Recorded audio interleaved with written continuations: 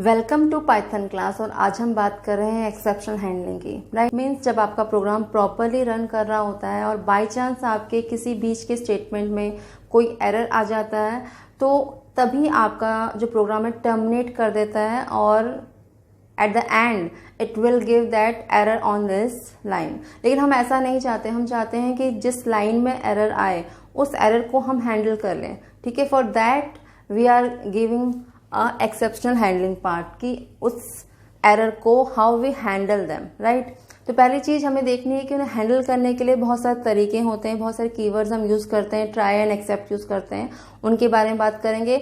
उससे पहले हम बात करेंगे टाइप ऑफ एरर्स की कि किस तरह के एरर आपके पाइथन के अंदर आ सकते हैं। पहला एरर आता है नेम एरर। नेम एरर का मतलब है कि सपोज दो वेरिएबल आपने ले लिए हैं n1 प्लस n2, दोनों को आपने डिफाइन कर दिया कि n1 इज इक्वल टू 2 है, n2 इज इक्वल टू 3 है, बट आपने n2 ना करके यहाँ गलती से n3 कर दिया है, तो आप n3 आपने डिफाइन नहीं कर रखा, तो this type of error is called name error. Right, ये नेम एरर आ जाता है।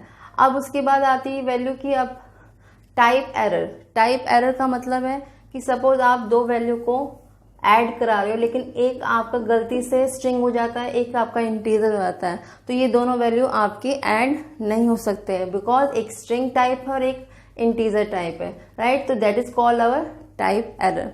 नेक्स्ट आता है value error. Value error means suppose आपने क्या कर रखा है, n1 को तो इंट इनपुट करा रखा है, राइट, और n2 को भी आपने क्या कर रखा है, इनपुट करा रखा है, इंटीजर में फॉर्म में इनपुट करा रखा है। राइट, लेकिन आप जब आप इनपुट कर रहे हो n1 को, तो n1 की वैल्यू आपने सपोज 2.8 दे दिया या g गलती से दब गया।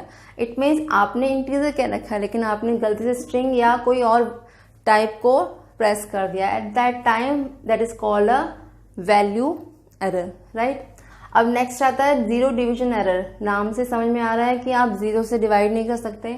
अगर यही दो वैल्यू मैंने ली है और इन्हीं दो वैल्यू में गलती से एक वैल्यू की को मैंने जीरो ले लिया है, ठीक है, यहाँ जीरो ले लिया है, तो c is equal to n1 divide by n2 mention कर रही हूं मैं, तो जीरो से मैं डिवाइड नहीं कर सकती। That's why it is called a zero division error. It will give the infinity value. ठीक है, तो जीरो से हम कभी भी डिवाइड नहीं कर सकते।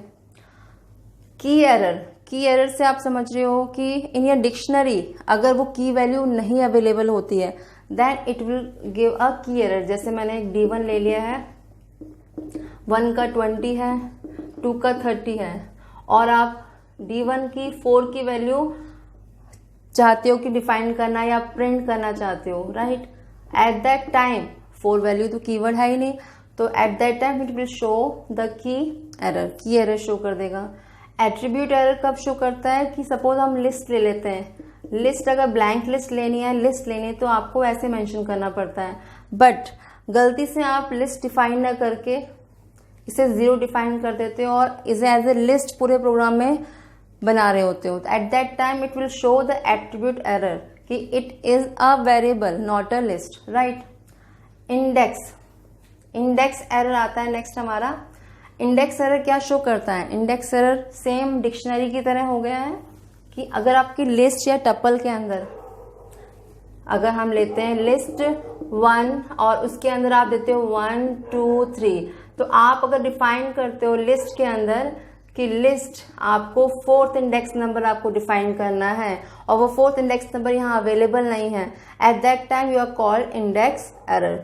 राइट, नेक्स्ट आता है last indentation error. Indentation error आपको जनरली अब आप फेस करते जा रहे होगे, मोस्टली इंडेंटेशन एरर आता है आपके पास कि आप स्पेस नहीं दे पाते फॉर लूप, वाइल लूप या फंक्शन करते समय 4 स्पेस देना पड़ता है या आपको एक टैब का स्पेस देना पड़ता है, वो आप अप्लाई नहीं कर पाते या कुछ कमी रह जाती है, at that time indentation error will follow it. ठीक है, तो ये तो हो गए हमारे बहुत सारे तरह के एरर जो आपके प्रोग्राम के अंदर आते हैं, but how we handle these error. हमें इस एरर को कैसे हैंडल करना पड़ता है, उसके लिए बहुत सारे हम टर्म्स यूज करते हैं पाइथन के लिए। कौन कौन से टर्म्स यूज करते हैं वो हम डिस्क्राइब करते हैं यहाँ पर। To handle the error we have try, except, else, finally and और हमारे पास रेज, राइट। जो ट्राई एक्सेप्ट फाइनली होते हैं वो हमारे एक्सप्लिसिट इम्प्लिसिट होते हैं, दैट इज इम्प्लिसिट मतलब ऑटोमेटिकली रन करते हैं, और रेज हमारा एक्सप्लिसिट होता है, इसे हमें फोर्सली रन करना पड़ता है। इट मीन्स अगर जो हमारे ये एरर आए जो हमने अभी डिफाइन किए, इनमें से कोई एरर आता है तो इम्प्लिसिटली ये वाला वर्क कर जाता है, क्योंकि हमें पता है कि इस तरह का एरर हैंडल नहीं होगा। ये होता है कि अगर कुछ ऐसे एरर है, सपोज कि आपकी वैल्यू है आपको आपको ग्रेटर देन 0 चाहिए या नेगेटिव नंबर नहीं चाहिए, एट दैट टाइम वो एक तरह से एरर नहीं है, बट आप फोर्सली इस एरर को डिफाइन करना चाहते हो या कहना चाहते हो कोई वैल्यू आपको ग्रेटर देन 5 चाहिए, एट दैट टाइम आप रेज एक्सेप्शनल पार्ट हैंडल कर सकते हो। तो इन चीज़ों को हम विद एग्जांपल आपको समझाना चाहते हैं कि ये क्या एक्चुअली कहना चाह रहा है। ट्राई एंड कैच कैसे हैंडल होता है, सपोज एग्जांपल ले लेते हैं हम लोग। अगर हम ट्राई स्टार्ट करते हैं, ट्राई के अंदर we am just giving the an value को इनपुट ले लेते हैं, और एन वैल्यू में कोई भी वैल्यू हम इनपुट कर सकते हैं, और वो क्या होनी चाहिए, इंटीजर होनी चाहिए, राइट।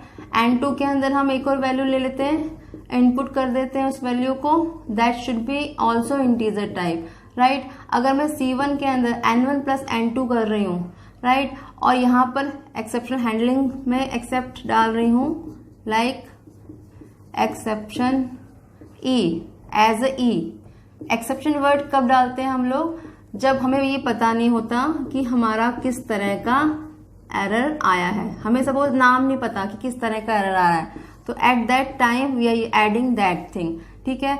और फाइनली मैं यहाँ ऐड कर देती हूँ, यहाँ पर फाइनली कब यूज करते हैं, फाइनली आपका टर्मिनेट करने के लिए यूज करते हैं कि आपका प्रोग्राम स्मूथली चला गया है और हम इसे टर्मिनेट करना चाहते हैं।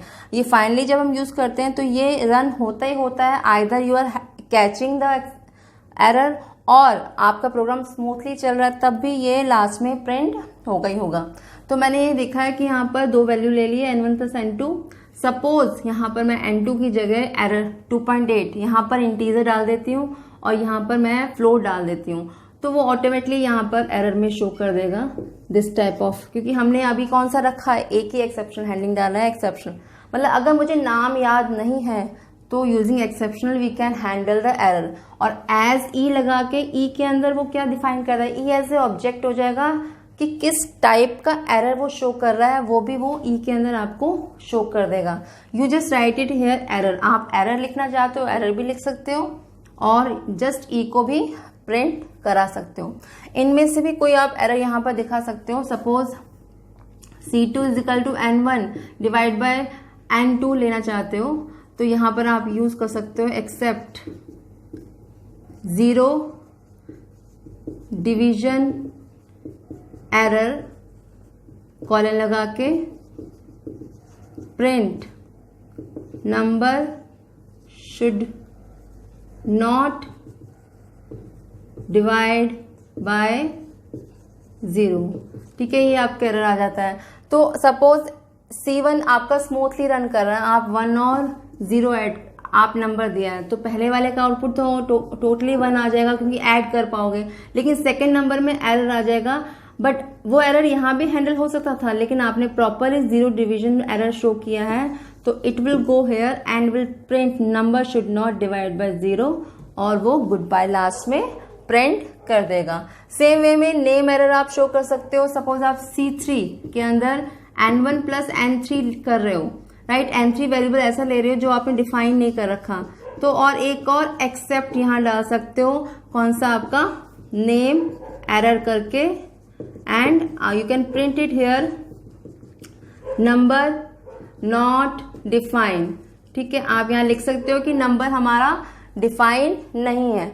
अब फाइनली प्रिंट करने से पहले हम गुड बाय भी प्रिंट कर सकते हैं, लेकिन एक और कमांड बचती है कि अगर ट्राई इन स्टेटमेंट के बाद आपका कोई भी किसी भी तरह का एरर इसमें नहीं आ रहा है, क्योंकि एक्सेप्टर भी डाल दिया हमने, तो you are giving the else condition and print here that program is going smoothly. आप कुछ भी टाइप कर सकते हो, स्मूथली लिख सकते हो यहाँ पर, एंड फाइनली यहाँ लिख के प्रिंट